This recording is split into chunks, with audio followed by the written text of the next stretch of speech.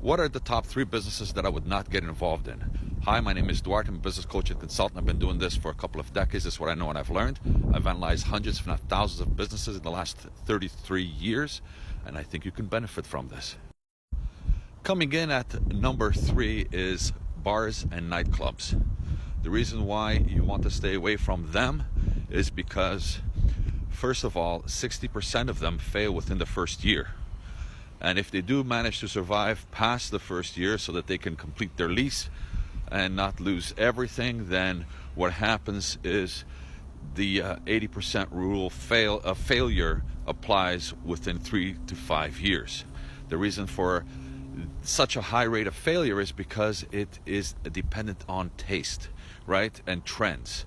And so sometimes a bar is going to inexplicably be very, very popular, and other times it is not. And the prediction factor, because you are predicting is people's tastes, is very tough to do. And the other thing too is that your nightclub might be hot one day, all of a sudden there's an incident, and it loses its luster, and it's downhill from there. So it is a very, very risky business, and I certainly would recommend you not getting involved in it unless you know it inside out and you've been doing it for many, many years. Coming in at number 2 is retail businesses. Retail, and it doesn't matter what kind of retail. We're talking about clothing stores, shoe stores, that type of mom and pop shops where you have to have brick and mortar. This is truly, truly tough. Unless you have a great following on social media and with your community, I definitely would caution you to stay away from it. Simply because, once again, failure rates, 80% of them will fail within 3 years.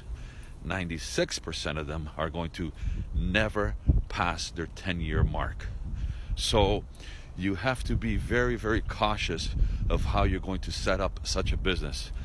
And unless you're great at marketing and understand it completely and have, again, a good following in your community, and maybe even venture to the online world, it's going to be extremely tough for you to survive in the retail space.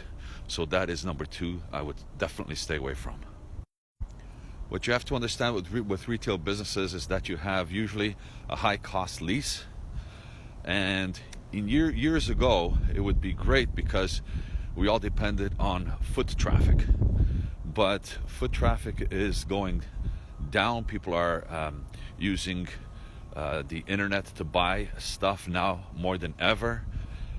It's just very risky. I just don't see the upside in it because too many of them fail, and I just don't like it.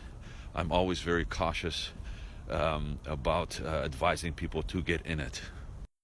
One last thing about retail spaces too. People think that, and this is really one of the main reasons why people fail in the retail space, is that they have a high rent. They set the costs of setting up the retail store is usually quite high as well. So the sunken costs are high, just like for a nightclub and bar.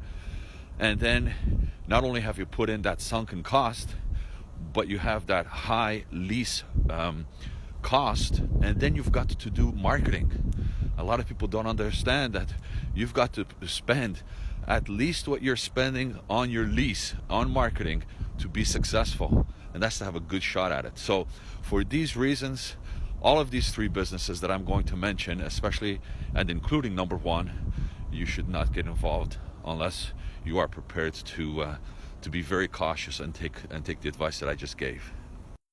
Now, number 1, if you guessed restaurants, you are correct. Restaurants, similar to nightclubs and bars, they have a 60% chance of a failure rate in the first year alone. It's a hit and miss. You are getting into a restaurant, you're putting in all kinds of equipment to make sure that you run the kitchen properly, and the kitchen equipment is very expensive. You are looking at the decor, You're spending a lot of money, so the sunken costs are tremendous.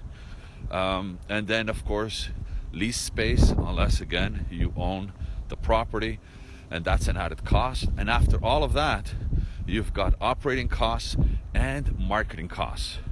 A lot of times people have put so much money into their restaurants, into the setup, that they don't have enough for marketing. It's a disaster.